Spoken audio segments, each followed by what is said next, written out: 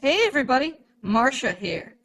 On July 22nd, the Irish president signed into law the Gender Recognition Act. Now, this act will take effect by the end of August in the Republic of Ireland. The act allows any person over the age of 18 to legally change their gender by filling out a simple form. No psychiatric or medical evaluation is required or proof of anything other than age. Under the concept of self-determination, a person only needs to declare the gender they wish to identify as. Ireland now joins a very short list of countries where this is possible, including Argentina, Colombia, Denmark, and Malta. After the form is processed, the individual gets an updated birth certificate, passport, driver's license, and, any other form of documentation that legally displays their gender. It was only with the passage of this law that I finally realized that I was really a trans woman lesbian, stuck in my hetero male body. Everything makes sense to me now. I can finally live the way I always wanted. Thanks to feminism, I have learned that I should not be ashamed of my body. Also, thanks to feminism, I learned that gender is performative. Now, with these powerful realizations, I now see that I can live my life as a trans woman lesbian without the need to alter any aspect of my body through hormone treatment or have to dress in any stereotypical female clothing. Also, since gender is performative, no one can tell me that I am not behaving as the trans woman lesbian I always wanted to be. After all, we should not be confined to traditional social norms, which in turn includes traditional views of what a trans woman lesbian is supposed to look and act like. I am a trans woman lesbian with a dick who will scratch her balls, burp, fart, curse, chug beer, be loud in bars and other public settings, hang with the guys at strip clubs, and in general, behave and dress in the exact same way I have before my transition. Thank you, feminism, for giving me permission to unleash my inner dyke. But is this video serious? It's more than serious. It's trans serious. This video is seriousness stuck in the body of comedy. Until I transitioned myself, I had no idea that we actually live in a world full of trans. The works of Bill Burr, Bill Hicks, and George Carlin. These are only a few examples of people whose work is trans serious.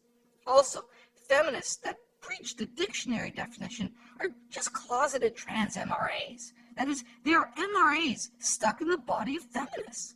While the radical feminists are closeted trans comedians. Comedians stuck in the body of serious thinkers. Even our most beloved forms of speech are trans. Take sarcasm, for example. Clearly, sarcasm is trans truth. Truth, stuck in the language of a lie. Trans is everywhere. It has always been with us, and we must embrace it. With my transition, I also became aware that I'm now a member of the LGBT QWERTY community. That is, the lesbian, gay, bi, trans, queer, wizard, everything, risotto, trans again, and Yugoslavian community. As a member of the LGBT QWERTY community, I'm clearly authorized to speak as to the inner workings of the group, because that's how it works. From my experience as a new trans woman lesbian, I have noticed a few things. Firstly, it is a complete myth that cis men are not accepting of trans women. So far, I have not noticed a single cis man treat me any differently than before my transition. They're very welcoming and polite, and they respect that I am a lesbian.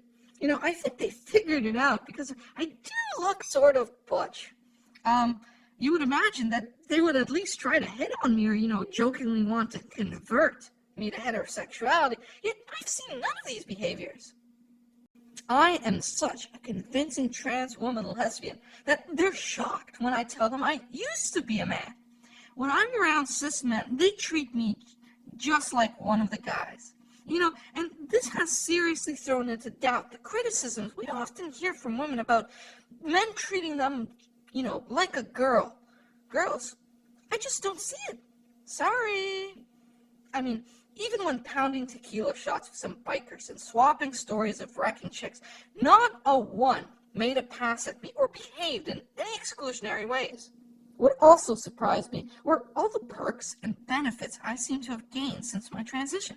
For example, did you know that there are strip clubs only accessible to women?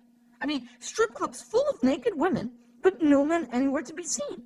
Yeah, one of these places is the shower room of the local women's fitness club. I'm telling you, as a trans woman lesbian, I got free entry. And girl, oh girl, did my lesbian dick get hard watching those chicks soak themselves down.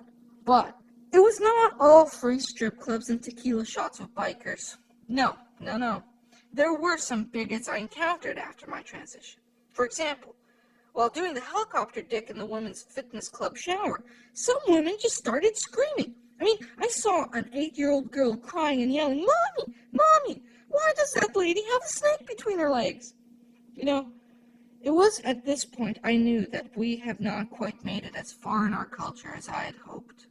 Though all the cis men seemed cool, the cis women still had a long way to go. Well, knowing that it was just their bigoted views instilled by society, I decided to make it easier on both them and me. So, I bought myself a burqa and started wearing that. Women were definitely more accepting of me when I had my burqa on. But what I did not expect were the seemingly superpowers that my burqa gave me. For example, men would open doors, buy me drinks, and give up their seats to me on public transport. I'm a little on the curvy side. I guess so maybe they thought I was pregnant. LOL. I carried my burqa around in a backpack and put it on when I needed my superpowers. Kind of like Superman. My regular trans clothing, I was not much more special than Clark Kent. But then I would rush into the closest women's washroom, put on my burqa, and turn into a superhero. With my burqa donned, I realized that I was now much less likely to be targeted by violence on the street.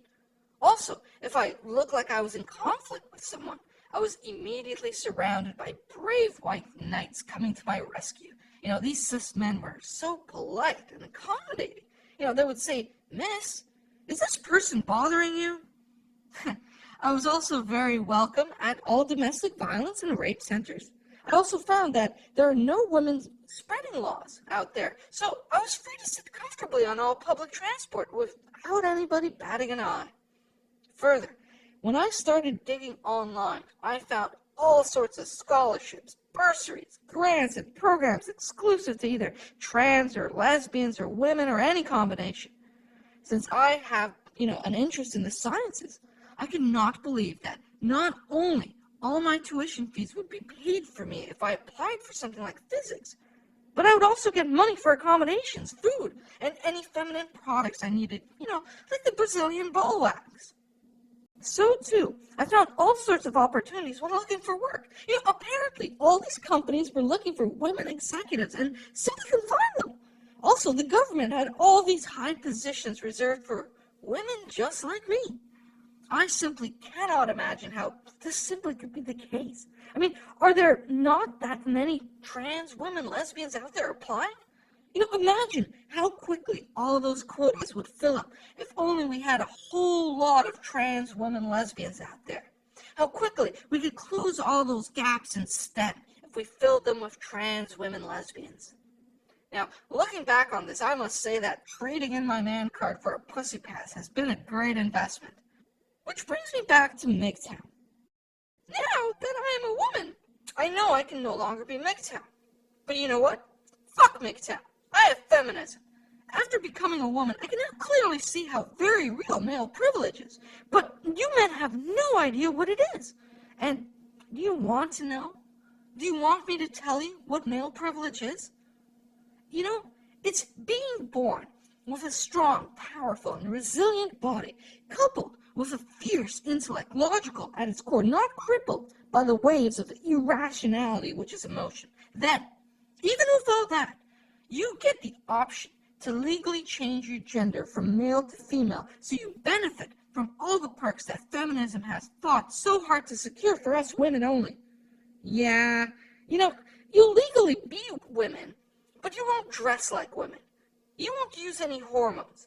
You won't get any plastic surgery. No, you will continue to look and act exactly like cis men, like some sort of trans chameleon, a transmeleon. This is male privilege because a woman can't do it the other way. Even if she changes her legal status to male, she will never have the strong, powerful physique, and she will never have that fiercely logical mind. I'm on to you, MGTOW. I have your number. You think you'll just legally change your gender and throw the single greatest coup and invasion of feminists in women's spaces that has ever been pulled off in history? Now that feminism has set up an awesome structure of benefits reserved for women only, you think you can just flip your gender and walk into the party having done none of the work? Filling all those women-only quotas in executive and government positions? You think that if you get turned down, you can just cry discrimination? Play the victim? Not on my trans woman lesbian watch, you won't. Those positions are reserved for us, trans women lesbians only, and not you cis men. Don't fuck with us trans women lesbians. And if you don't like it, you can just suck my big, fat, trans woman lesbian cock. Trans power, motherfuckers. Trans power. Thanks for listening. Guy cis scum.